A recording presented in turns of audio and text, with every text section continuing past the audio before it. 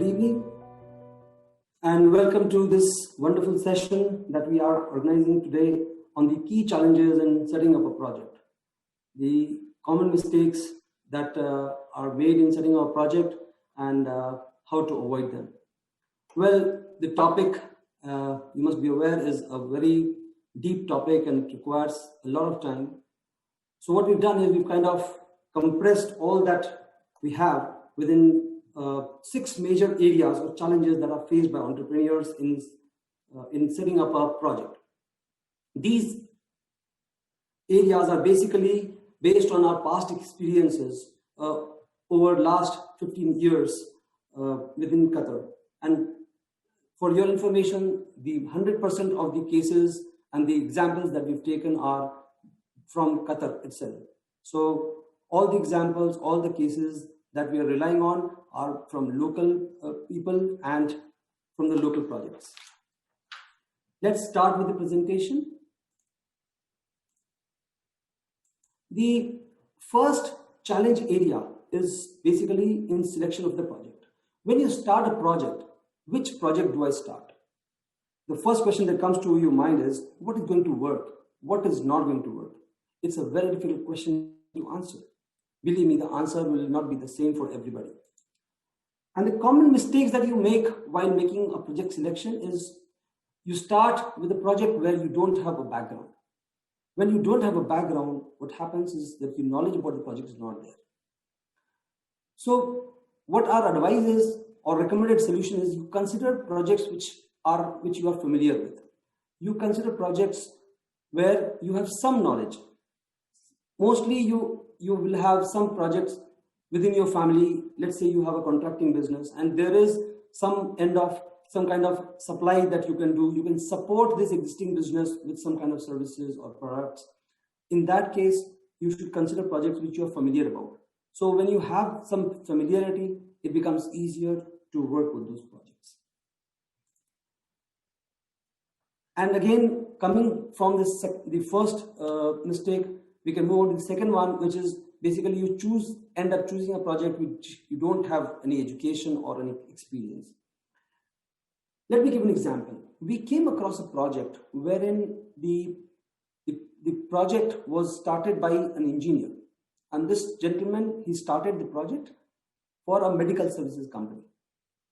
And the medical services company was started with the support of it was basically more of a dental services, sorry. And the dental services company was started by a project was started with the help of a person who was a dentist. During the course of execution of the project, midway, the dentist left the project. And the client was then left with no knowledge about the project at all. And he was unable to set it up. And he was left with an unfinished project and a huge debt. If you're a doctor, consider a medical project. If you're a computer engineer, go for an IT project. So this is your education, your experience.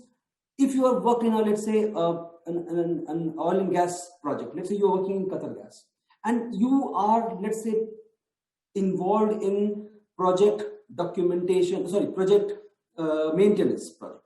So project maintenance would require typically various types of maintenance services.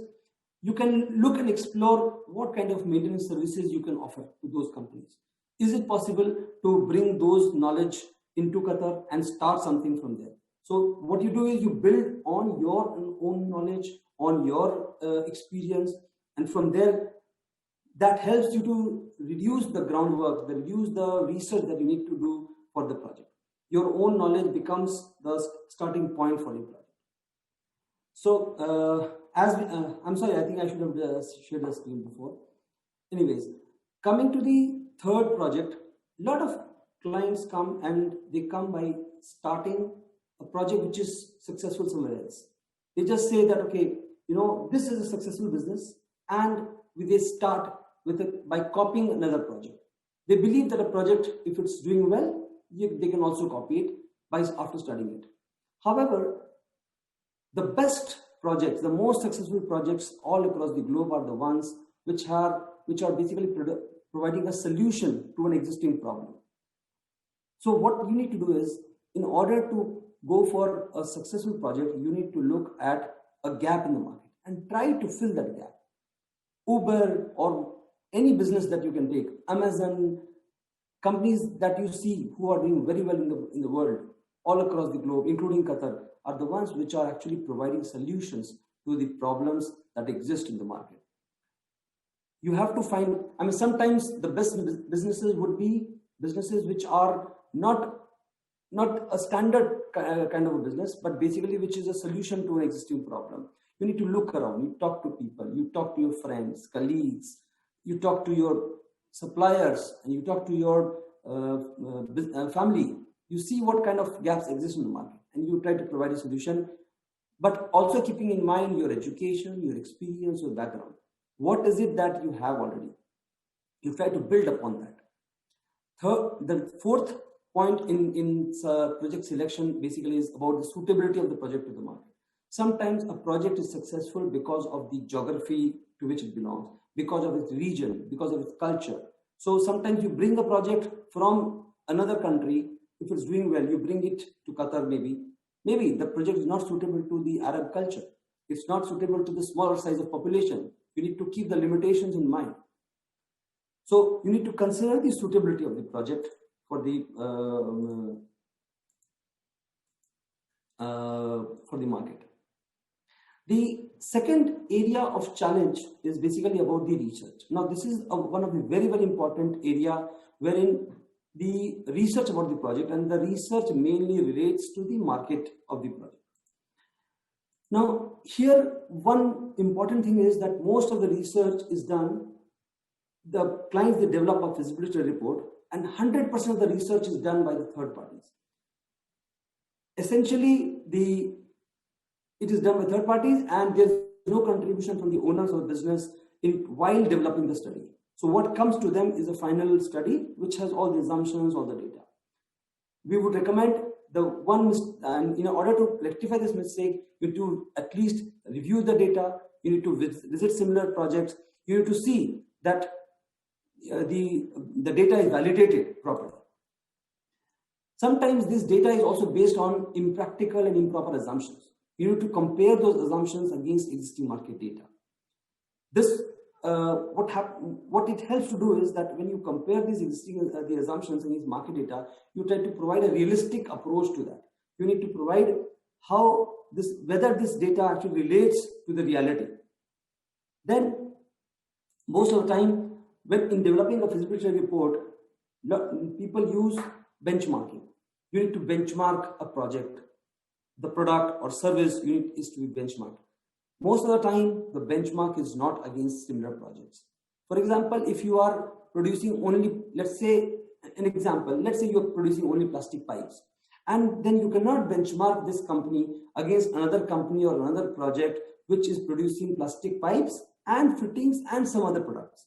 So, because then the business model, the cost factors, the total project operating model, it all changes. Multiple products, because they will get the advantage of cost reduction, overall cost reduction. So we need to keep that like-to-like comparison in mind. The next mistake which is common is again ignoring the existing market data and the competitors. This is a very important aspect because we need to be aware what are the competitors offering, what are the competing products available in the market, who are the people who are supplying those competing products, and then also what are the substitutes. Let's say we are trying to enter a market with a particular product. Let's say we are entering the market for juices to provide and supply juices in the market. Now, what are the competing products? There are alcoholic beverages, there are non-alcoholic beverages, there are a lot of other products which will compete. Juices also have different categories: fresh juices, long shelf life juices. So again, we need to see what target segment we are targeting. So we need to interview proper clients. We need to conduct surveys. We need to look at the focus group study. We need to conduct focus group study means basically you target who are your target customers and you conduct a study on that group, which is your target client segment. Moving on to the next challenge is the technical validation. Now, this technical validation is of course is a very important area wherein you need to determine and validate if your technology and various components which in terms of operations are right. The biggest mistake or the biggest problem that arises here is that people think that based on the price you determine the technology. Now, people think sometimes if it's expensive, it's good, or vice versa. If it's good, it should be expensive. On the other hand, there is some people try to reduce the cost, to go for the lowest cost, to reduce the cost, to keep the cost in control. Well, this is a very fine equilibrium to maintain. You need to find out which is the best operating type which you need to go for. Sometimes the most expensive is not the best, because it might also be having a lot of complexity. It might lead to increased costs. Your capex will be high, and also your payback period will be longer. Whereas if you go for cheaper ones, the quality might not be good. Again, people end up choosing highly manpower intensive businesses. You have to understand that Qatar is a country where manpower is not easily available. So we need to look for automation, flexibility and upgradability when we do for a technical validation. Most of the time, small projects, especially in the SME sector, are dependent on one person. This we call as a key man risk. We would advise to go for, not for person as technical people, but to try to go and seek technical partners in the form of companies. So you prefer companies. It's better because when you have companies or large corporates as your technical partners, they will help you to make it more documented. They have more documented parameters. They have more transparent dealing. And it's not person dependent. It's the system dependent. Also, one important aspect is that scale of the project. Again, in terms of technical validation, we need to make sure that the scale of the project is not too large or not too small. Again, scale is one aspect which we need to keep in mind, because the scale will also determine the price of your product. If you keep the scale too small, your fixed cost will be low, but variables will be high. So you would probably be expensive in the market. On the other hand, if you keep the scale too high, you will have too much of spare capacity, which will increase your fixed cost as well, even though you might have a lower variable cost. So you need to make sure that the production capacity is as per a realistic market assessment. Basically, the market assessment and technical validation should work hand in hand. You need to find the right size of operations to match the market demand that you assessed as per your research. Moving on to the next section is basically the validation in terms of financials. Now, financial will come once your technical and market has been properly validated.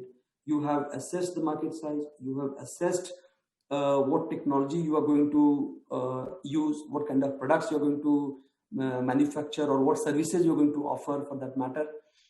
Now, in financial validation, the biggest challenge is that cost of inputs are not fully validated. Now, in terms of financial validation, when we come is basically this is not only about the capex, it's also about the production or the opex. So the cost of inputs is not fully validated means that you've not actually budgeted or you've not actually accounted for all the items of cost that will be there.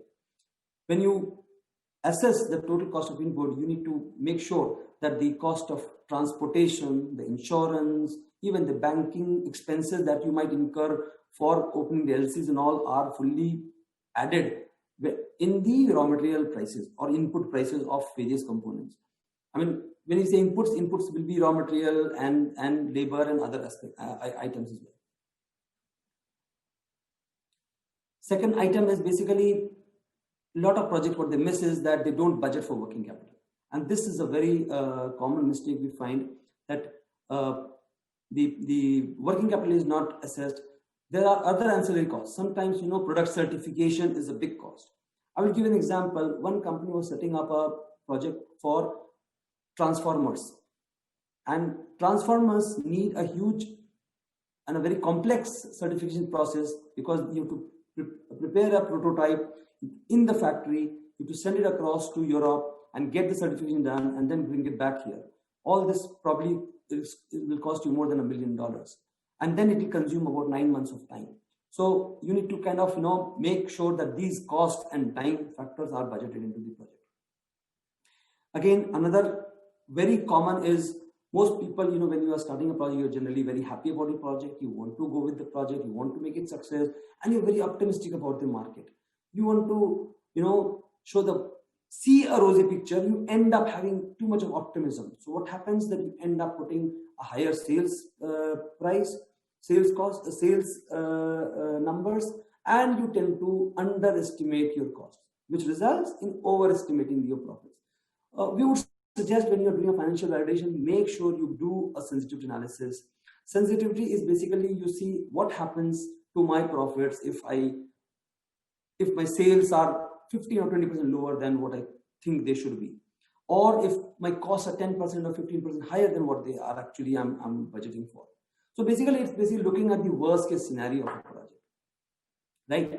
The next item is basically, many times we find that, when you are doing a financial validation, you are not very clear about the sources of financing the project. You need to be very sure of how you're going to finance the project, number one. Number two, you need to keep sufficient equity, and along with that, you need to keep some buffer for cost overruns, because this cost overruns will definitely happen, because we've seen from practical experience that they mostly happen in a project. And cost overrun is also a function of time overrun.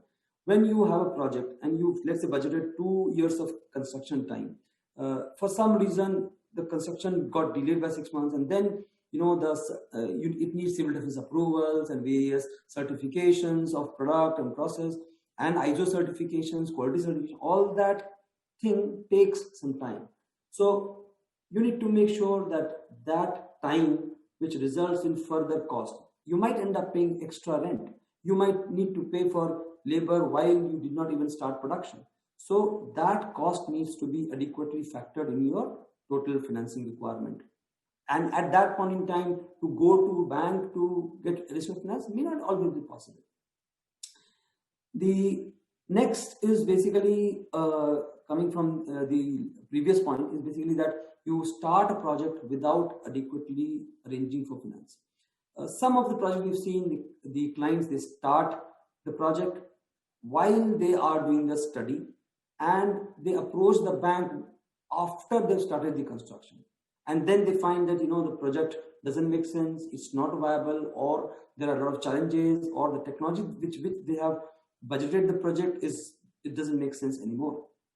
So they need to be aware of the requirement for bank financing before you start. Before you put one real into the project, you should be aware, and you should make sure that the financing is already tied up. That is once your finance is tied up, then only you start the process for the construction of the project, basically. Next, we come to the planning. Now, when you are, once you have done the assessment and you've gone ahead, you decided that you need to go ahead, you look at planning. Planning is basically, we're talking about the execution of the project, or planning for execution of the project. What happens here is that a lot of SME projects, in order to cut the cost, they don't put a lot of emphasis on the project management. Now, this, I would say, is a very big mistake. Most of the SME projects do, that they don't put a properly documented project plan, and there is no project manager. Very, very essential for any project is to have a proper documented plan, engage a project manager who will make sure that the project is running as per the time. Again, one important, which again flows from the project management itself, is to have proper scheduling and sequencing in the project. I'll give you an example. One factory did the construction very well. They got the approval, building completion certificate. Machinery came. They realized that the door that was open for entering the machinery is small. And then they had to break the wall to get the machinery inside, rebuild the wall, go to civil defense for approval, recertification again. So all that consumed time, money, effort, and resources. So that you need to be aware of the scheduling of and sequencing of the various events. In fact, in another project, one client, he ordered the machinery arrived while the factory was not ready for putting that machinery into inside. And then the machinery was lying outside, and it got dust and water seeped inside, and some part of the machinery was damaged. So it's very important to plan for the project scheduling. Please we can use graphs, diagrams to make sure that the implementation schedule is properly done. Another issue with planning is hiring the wrong team. When I say hiring the wrong team, basically that you should plan for your resources. What kind of resources you need? What is the kind of certifications for the resources? Let's say, for example, you are planning to start a medical project. So what certifications they would require? What kind of degrees holders you need to bring for what kind of specialties that you want to have in your medical project? So those are very important. Then, this is again the project plan flows from the previous points, but again this point I put in here because I wanted to re-emphasize the importance of having a documented project plan. It should be clear, and even before you start the project, you should have a clear operational, financial, sales, and marketing plan, because each of these plans links into each other. There is a relation between the sales and marketing and operations, financial, all of them. For example, you are planning to, if you don't have a sales plan, you will not have an operational plan. And when you have an operational plan, to make that operational plan successful, you need to have a proper financial plan. To have that operational plan, you will also need a staffing plan. So when you need to hire, how much you need to hire, what quality of staff you need to hire. And then once you have a sales, you need to also make sure that how are you going to sell? To achieve those numbers, you need a marketing plan. So, all those plans should be clear for you from day one. One important aspect, or I would say the last point that I would discuss today, is about the challenges in execution and monitoring. This is basically at the time of executing the project, when you are setting up the project, and a very is broadly summarized is that not adhering to a business plan. You have a project plan, you have an implementation schedule. You need to stick to that plan. You need to make sure that any kind of deviation that you make is properly documented. One of the examples I will just give it here is that one of the companies, they started a project with certain products in mind. Midway along the way, they found that some of the projects don't make sense anymore because their costing would be very high. So they switched to other products. When they make the switch, this deviation is not properly validated. And this resulted that the project is not successful. And they are into big trouble because they changed the project midway, and this change was not properly studied. So, not adhering to a project plan is a bad decision. So if you are not planning, if you fail to plan, basically you are failing to plan. You are planning to fail at all. Absolutely. Yeah, I can now read the chat. Sorry, I had some technical issues. So I believe there are some questions. And Mr. Shilu is asking that they are facing problems of shortage of market research study for various projects. What is perception to obtain useful market studies? Well, there are various researches that are available for other markets, but for Qatar, as you said, there is a shortage. Definitely, there is a shortage. So basically, Qatar is a small market. What we can only say is that for QDB in-house, when a customer submits a study, we have some information on a project, and we can guide the clients when they apply. So if you apply for a project, we can at least from our databases, we can look into and we can tell you if this project makes sense or not. We have an in-house list of industries or products or projects which are not attractive. So, but we don't publish this list. What we do is that when a client applies to us, we tell them whether this project or product falls into that list or not. Sometimes even these projects also make sense because of the type of the client, because the client has an existing setup, so this project probably links to that setup for him. Yeah, we have a question. How should the client approach export market assessment? What are the key factors to be looked at? Well, export market assessment, definitely you need to look at the product and who are the key suppliers for that market, who are the market leaders for that, and various sites such as Business Monitor Intelligence, Bloomberg, they have this published data about this product. So you need to look at, and plus you need to look at which market you're going to supply to. So you're targeting, and you need to assess. You need to look at that market. You can check out these various published data from these sites. I think that's the way you assess export market assessment. In addition, when you are doing an export market assessment, also you need to make sure that you are competitive enough when you are supplying to the market. What is the product cost, and what is going to be the landed cost in that country? So you need to assess, and then you need to compare with the competing products or suppliers in that market. Mr. Suyo, he has a question. What are some of the good practices in making the right choice related to purchase of machinery and equipment? This is a very good question. Basically, what you can do is that when you are going to purchase machinery and equipment, you need to look at multiple suppliers from multiple locations. Number one.